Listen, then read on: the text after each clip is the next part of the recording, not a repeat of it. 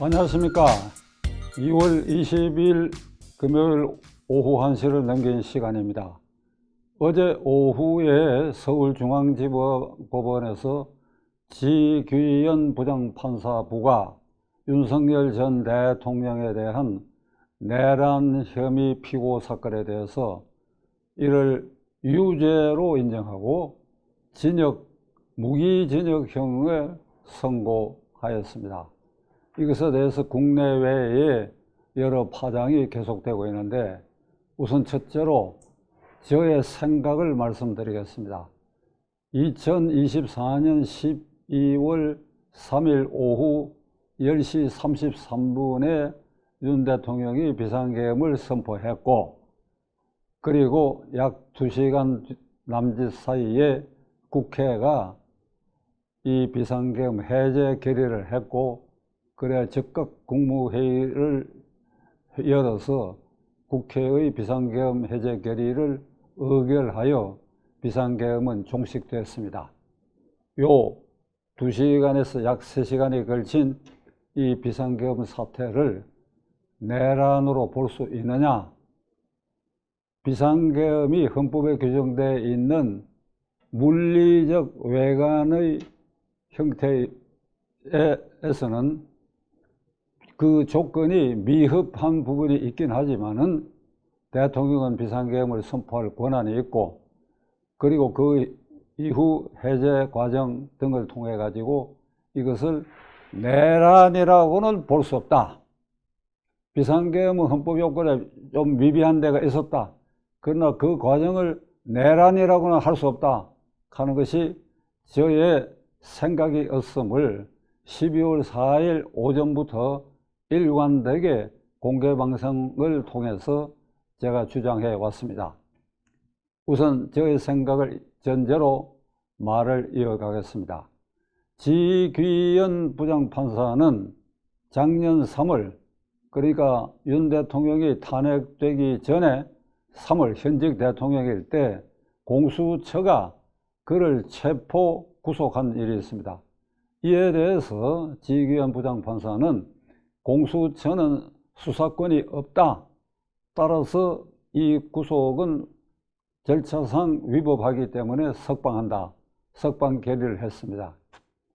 민주당 강경파에 의해서 온갖 공세를 취하고 무슨 연회장에서 고급 향연을 받았다라든지 공세를 펴고 그랬습니다만은 그는 그런 입장을 유지를 했는데, 이번에는 정권이 바뀌어 가지고 이재명 대통령 아래서 이 판결을 하면서 작년 3월에 공수처가 수사권이 없어 절차상 불법하다고 하는 그 견해를 뒤집고 공수처가 수사권이 있다라고 하는 인정을 했습니다. 그리고 또 하나 제 기억에 꽂힌 것은 난데없이 17세기 영국에서 있었던 찰스 1세의 처형 사건을 예로 든 것입니다. 찰스 1세가 독자권을 발휘하여 의회를 제압하고 사람을 죽인 이 일에 대해서 결국 국민이 이 반동행위에 대해서 찰스 1세를 처형한 것을 이번 윤 대통령의 비상계엄 선포를 내란으로 보는 것에 이걸 비유법으로 썼는데, 이게 얼토당토 없는, 당치도 않는 이런 얘기를 꺼냈다. 그러니까 공수처가 수사권이 없다고 했다가 다시 정권이 바뀌고 나니까 있다고 했다. 또 이런 난데없는 찰스 1세를 예로 들었다. 그래서 그의 심경이 이미 사법부를 제압하는 민주당 이재명 강경파에 의해서 그 제압 분위기에 압도돼 있었다. 그래서 판결 선고 전에는 저도 혹시나 하는 생각을 했는데, 역시 그간에 이재명 정권이 대법원장을 국정감사장에 출석한 사람을 공공연하게 출입을 막고 집단적으로 협박한 사태에 이르렀을 뿐 아니라 지난주에는 법원을 압박하기 위한 구체적 3가지 법안을 법사위에서 통과시켜 놓은 상태입니다. 대법관 증언법은 베네수엘라의 차베스나 마두로를 닮아가는 법원 해체 법안이지요. 그 다음에 사심제, 대법원 판결에 불복하는 자는 헌법재판소에 4번째 재판을 제기할 수 있다. 사심제. 그 다음에 법 왜곡 행위자 처벌법, 판사나 검사나 법률을 왜곡되게 해석해 가지고 없는 죄를 유죄로 한 경우 이걸 처벌하겠다는 이런 법률, 이게 법사위에 지금 통과돼가 본회의에 대기하고 이런 상태입니다. 그러니까 법원이 전반적으로, 제가 지난주일에도 조희대 대법원장에게 직언을 한 이 프로그램에서도 제가 말씀을 드렸지만은, 이게 사법부가 완전히 법원에 제압당하고 있다. 지난주일에 한덕수 전 총리에 대한 내란 방조 행위에 대해서 그 담당 이모 부장판사가 구형 15년인데 선고를 23년으로 올렸어. 그러면서 그 판결문을 낭독하는 과정에 울먹였다 하는 것이 뉴스로 나왔어. 울먹였다. 15년 구형을 23년으로 올리면서 울먹였다.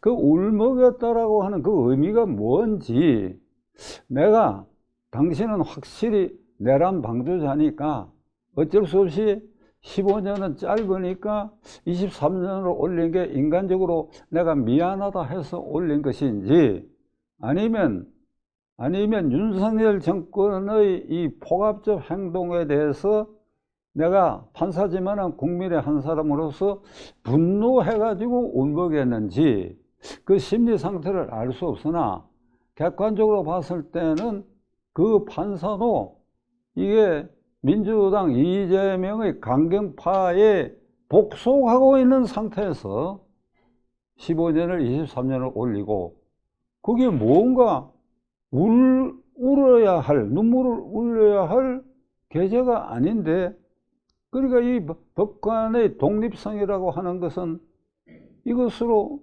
독립성이 없는 것이다. 어느 쪽이든지 간에. 자관, 이런 분위기 아래서 지기현 부장판사의 판결도 혹시나 했지만 역시나 결국은 유죄 무기징역형을 선고하고 말았습니다. 구체적으로 몇 가지 살피겠습니다. 이게 과연 내란죄가 되느냐 하는 거. 그 다음에 4월달에, 작년 4월달에 윤석열 대통령을 헌법재판소가 탄핵 결정할 때에 이 내란죄를 인용 또는 적용했느냐 하는 문제. 그 다음에 세 번째로, 이번 이 판결이 국제사회에서 한국과 관련이 있는 여러 나라들하고 사이에 있어서 어떤 영향과 파장을 주는 것인지, 요 세 단락에 대해서 말씀을 드리고, 네 번째로는 윤석열 대통령은 비운의 대통령이다. 당선 직후부터 민주당 강경파의 올가미에 씌워졌다. 예를 들면 고기잡이에 나가서 이 투망을 합니다. 이게 투망을 해가 고기를 잡아들이는데, 당선 직후부터 그 투망에 걸려들은 비운의 대통령이었다. 이 투망을 찍고 탈출하는데 실패해버렸다. 이걸 마지막 대목으로 말씀드리겠는데, 시간이 나시는 분은 들어주시기 바랍니다. 우선 1, 2, 3 계엄이 내란이 되느냐 하는 문제.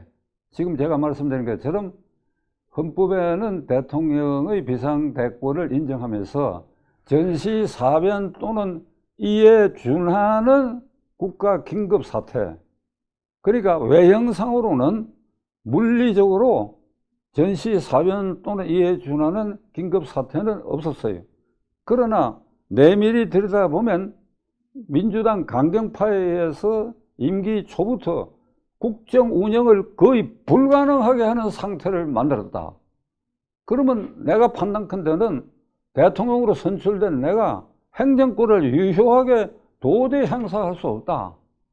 29차례 탄핵을 해갖고 국무총리를 이 업무 정지를 시키고 그 다음에 순차로 경제부총리가 권한대행이 되는데 그것도 다시 탄핵을 해가지고 업무 정지를 시키고, 행정안전부 장관 탄핵해서 업무 정지시키고, 감사원장 탄핵해 업무 정지시키고, 그것이 대통령의 직무에 무슨 불법 행위가 있어서 그런 것이 아니라 이건 순전히 올가미에 갇힌 윤석열을 조여가는 방법으로, 심지어는 이재명 대장동 사건 등의 수사를 담당했던 검사까지 탄핵을 하고, 이렇게 망나니 짓을 했. 그리고 김건희 여사에 대해서는 10년 묵은 사건, 두 사람이 결혼하기 전에 있었던 도이치뱅크 주가 조작 사건, 그건 결국 특검에서 기소해가 무죄로 판명난 이 사건을 10년 전 걸 끄집어내가 김건희를 악마화했. 계속해서 특검을 발휘하고, 그리고 종당에는 이게 국가정보수사기관의 예산도 깎고 대통령실의 정보비도 다 깎아버렸다. 그러니까 대통령이 꼼짝 못하는 상태에 갇혀버렸다. 그러면 대통령이 생각할 때 이거야말로 무형의 국가비상사태 아니냐, 이런 생각에 도달했다고 저는 생각합니다. 그래서 비상사태를 선포했고 2시간 뒤에 결국은 해제돼 가지고 원상회복이 되고 말았는데, 이게 헌법재판소가 윤 대통령을 탄핵 결정을 하면서 그 결정문에 내란죄를 인정하지 않았어요. 이건 당초에 민주당이 이게 탄핵 결정문에는 내란죄가 들어가 있었는데 헌법재판소 심리 시작할 때 이걸 철회를 했어. 그런데 헌법재판소의 결정문을 보면 지금 제가 말씀드린 것처럼 비상대권이 대통령에게 있다 하더라도 그 요건에 미비하기 때문에 헌법과 법률에 위반됐다, 요 이유로 탄핵을 결정했는데, 그 결정문 끝에 어떤 의견을 붙였는가? 윤 대통령의 입장에서는 야당이, 그러니까 이재명이 지도하는 야당이 지속적인 고위공무원에 대한 탄핵, 특검 남발, 예산 삭감 등으로 그가 행정부 책임자로서 업무 수행에 큰 지장이 있었다. 그러니까 이걸 탈피하는 방법으로 비상계엄을 선포한 것 같은데, 이 경우에 대통령은 이 비상계엄을 선포할 것이 아니라 대의적 방법으로 야당의 저러한 행태, 다시 말하면 횡포죠. 헌법재판소 결정문에는 횡포란 말이 없지만은 그게 전후 용어의 사용으로 봐가 이런 횡포에 대해서는 대의적 방법으로 해결하는 것이 옳았었다. 대의적 방법이 뭐냐? 대화와 토론과 타협이다. 이런 결정문을 붙였어요. 결국 헌법재판소도 이 비상사태, 비상계엄 선포를 내란죄로 보지 않았던 것입니다. 12월 3일 10시 33분부터 국회가 대통령의 비상계엄 선포 해제 결의를 하는 2시간 남짓 그 사이에 이게 내란으로 볼 수 없는 것이, 내란은 형법에 구성 요건이 아주 명시적으로 표시되어 있어요. 첫째는 국토를 참멸하는 행위입니다. 그러니까 일정한 지역, 상당한 넓이의 지역을 이게 폭동 세력이 제압을 해가지고 공권력이 거기에 미치지 못하도록 국토의 일부를 차지해버리는 경우, 사실상 분할 차지하는 경우, 이게 국토의 참멸 행위인데, 이게 내란의 첫째 구성요건이고, 두 번째 구성요건은 헌법과 법률에 의하여 성립된 국가기관의 기능을 폭동으로 중단시키는 경우다. 그러니까 대표적으로 국회, 대법원, 행정각부, 지방자치단체, 기관 이런 걸 말하는 것이죠. 그러면 그 2시간 사이에 국가기관의 기능이 정지될 정도의 폭동행위가 있었으며, 그래서 실제로 국가기능이 정지되느냐? 폭동이라 하면 폭력행위, 집단적 폭력행위, 방화행위, 살인행위 등 일정한 공간에 상당한 시간 이게 국가의 공권력이 도저히 거기에 이걸 진압할 수 없는 그런 사태, 이걸 우리가 폭동이라고 얘기하는 것입니다.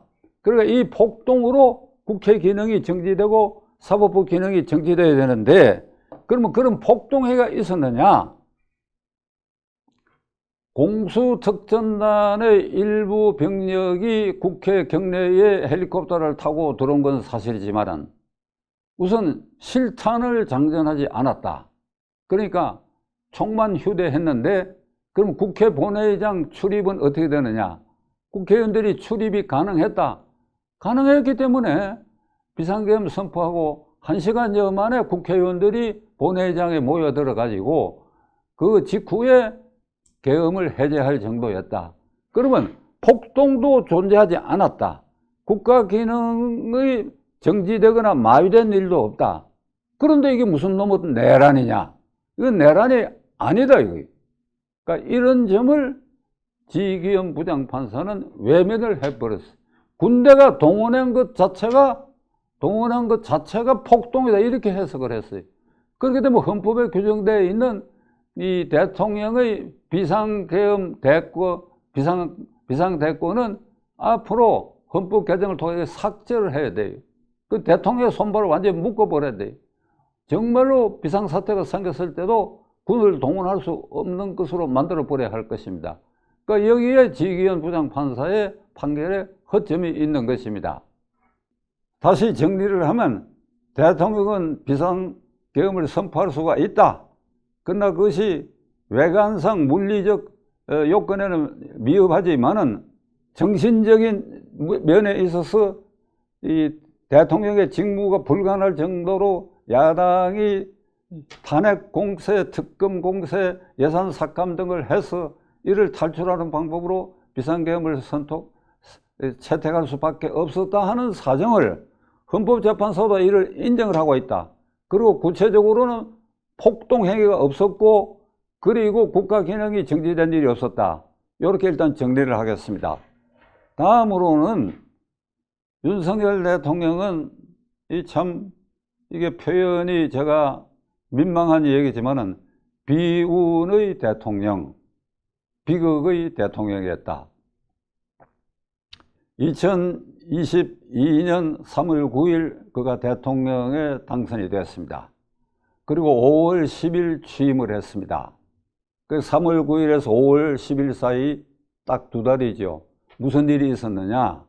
지금 민주당 지원 후방 세력인 촛불 행동에서 대통령 퇴진 운동을 시작했어.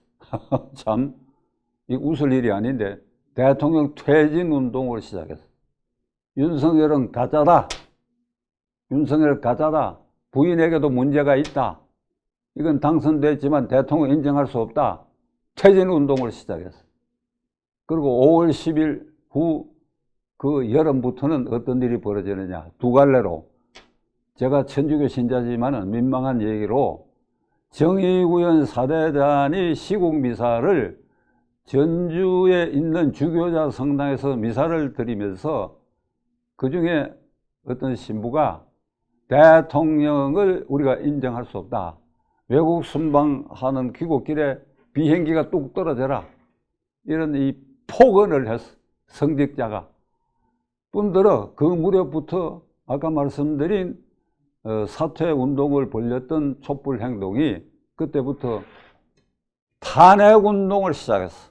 탄핵 운동을 시작했어. 그러니까 대통령 취임한 지 석 달 만에 탄핵 운동을 시작했어. 헌법과 법률에 위반되는 어떤 사유가 있는지 불문하고 그냥 이거는 가짜다. 그리고 김건희도 엉터리다.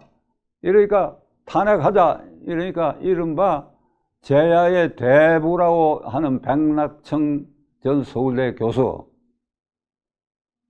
공교롭게도 제 고등학교 선배이기도 하지요.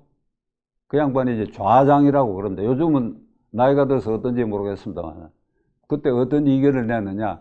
지금은 탄핵 운동을 할 때가 아니고 사퇴 운동을 할 때다. 자관 이래가지고 시작부터 당선 직후부터 올가매를 씌워버렸어. 올가매를 씌워버렸어. 그러니까 2년 반 만에 결국은 탄핵을 성공시켜가지고 국민의힘당 내부에도 반란 분자가 있어가지고 처음에는 탄핵이 기각되는데 두 번째는 한동훈 계열 등이 일부 가세해가지고 결국 탄핵에 성공해가지고 이걸 철망에 갇힌 그릇 그냥 굴복시키고 말았다. 저는 윤석열 대통령 후보의 당선을 위해서 민망한 얘기지만은 제 나름대로 많은 노력을 하는 사람입니다. 마지막 정당 연설에 3월 1일 중앙대학교 광장에서 했던데도 윤 대통령하고 절친한 선배 중에 저한테는 후배가 되는 사람들의 강요에 못 이겨가지고 그 정당 연설에서도 제가 나간 일이 있습니다. 그러나 그거하고 관계없이 문재인 정권을 겪으면서 이 좌파 정권이 들어서서는 안 되겠다. 그래도 검찰총장을 지낸 윤석열이가 나서서 이걸 바로잡아야 되겠다는 이런 신념으로 광화문 광장에서 거의 매일 윤석열을 찍어야 된다고 했어. 그 2차례 공직선거법 위반으로 제가 입건돼가 경찰의 조사를 받고 검찰의 처분을 받은 사람입니다. 윤석열 대통령과 아무런 관계가 없습니다. 면식도 없습니다. 그의 전화를 받은 일이 없습니다. 사전이고 사후. 제 신념으로 그렇게 했던 사람입니다. 그래서 저는 윤 대통령이 당선되자마자 제야 강경파들 촛불 행동이 그의 퇴진운동, 이어서 탄핵운동을 벌릴 때에 이 방송을 통해서 또는 다른 우호 방송을 통해서 어떤 얘기를 했느냐 하면 불행하게도 윤 대통령은 소수파 대통령이 됐다. 소수파 대통령이라는 것은 국회에서 국민의힘 당이 소수파다.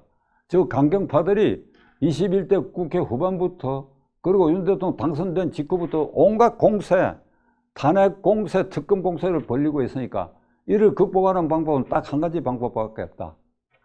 민심에 호소하는 것이다. 민심을 등에 업는 것이다. 앞에는 국회 다수 의석을 차지하는 들이 망나니 짓을 한다. 나는 이걸 국회 내란이라고 얘기한 사람입니다. 윤석열의 내란과는 관계없이 이게 국회 입법 내란이다. 그 정치적 의미에서 이건 내란 행위다. 헌법에 위반되는 법률, 특검, 그리고 탄핵을 남발하고 있다. 이게 국회 본연의 기능을 무시해버리고 헌법에 위반되는 행위를 태연하게 계속하니까 이 국회야말로 입법 내란 행위라고 하는 용어를 처음 쓴 사람입니다. 그러니까 이런 강적, 되먹지 않은 강적, 헌법 위반 행위를 자행하는 이들의 공세를 극복하기 위해서는 국회에서는 안 된다. 밀린다. 그러니까 민심을 등에 업어야 된다. 등에 업는 방법은 어떤 방법이냐? 소통이다. 소통. 청와대를 용산으로 옮긴 이유가 국민과의 소통을 위한 것이라고 하셨잖아요. 윤 대통령. 그때 제가 얘기입니다. 2층에 집무실이 있고 아래층에 기자실을 두겠다. 수시로 소통하겠다. 그걸 안 했습니다. 윤 대통령.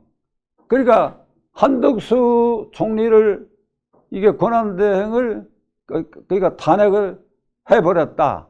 그러니까 그 한덕수 권한대행을 다시 경제부총리 탄핵을 함으로써 경제부총리가 다시 권한대행의 대행이 됐다. 감사원장을 탄핵했다. 아무런 합당한 이유가 없이 그런 짓을 계속한다. 그때마다 그 기자실에 와서 국민들에게 이 감사원장 탄핵, 이게 이재명 수사를 담당했던 검사의 탄핵, 부총리 탄핵, 행정안전부 장관의 탄핵, 그 다음에 이러이런 특검, 이러한 예산 삭감, 그때마다 이 얘기를 했어야 되는 겁니다. 눈물을 흘리면 어떻습니까? 눈물을 흘리면 어떻습니까? 최고 지도자는 눈물을 흘리지 말라는 헌법상 규정이 있나요? 제가 이렇습니다. 꼼짝을 못 하겠습니다. 제가 어떻게 이 행정부를 다스려 갑니까? 제 명령이 듣질 못하게 하고 있습니다. 거기에 국민들을 격발시키고 그 민심을 등에 업으면 이 남포관 집단들도 방향을 바꾸거나 스스로 자멸을 할 수도 있었던 것입니다. 이걸 전혀 하지 않았어.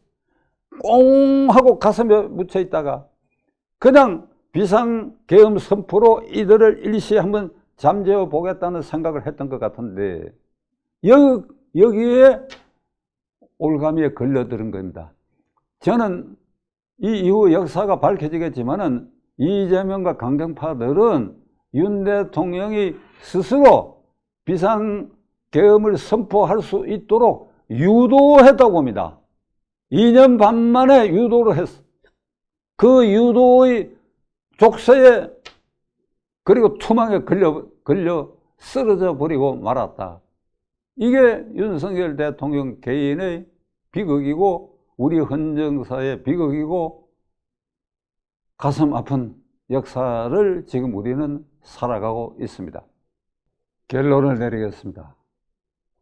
박근혜 대통령, 이른바 우파 대통령이라고 하는 박근혜 대통령에 이어 윤석열 대통령까지 탄핵됐어.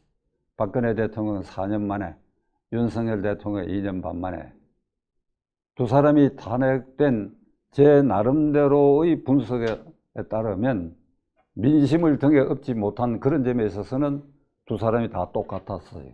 박근혜 대통령도 민심과 소통하지 않았습니다. 윤 대통령도 민심과 소통하지 않았습니다. 그래서 어제 저 판결을 보고 저의 심경은 윤석열 대통령을 열렬히 지지해서 그 당선에 제 나름대로 조력했던 사람으로서는 정말 망연자실한 심정입니다. 자, 이렇게 되면 이재명과 강경파들은 이게 이 족쇄를 더욱 세게 몰아갈 것입니다. 그런데 결론 부분에서 제가 드릴 말씀은 이번 이 판결이 한국의 국제적 위상과 관련해가 어떤 영향을 주고 있느냐?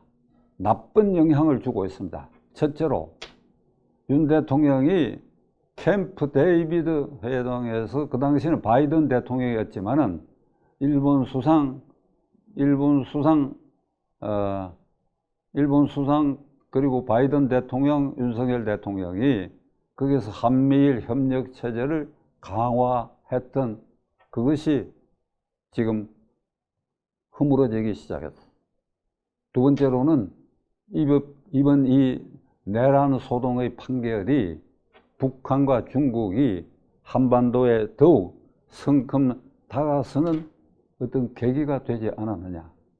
셋째로 이 판결이 현재의 미국의 트럼프 대통령 정권과 이재명 정권 사이에 간격이 거의 고정화될 가능성이 있다.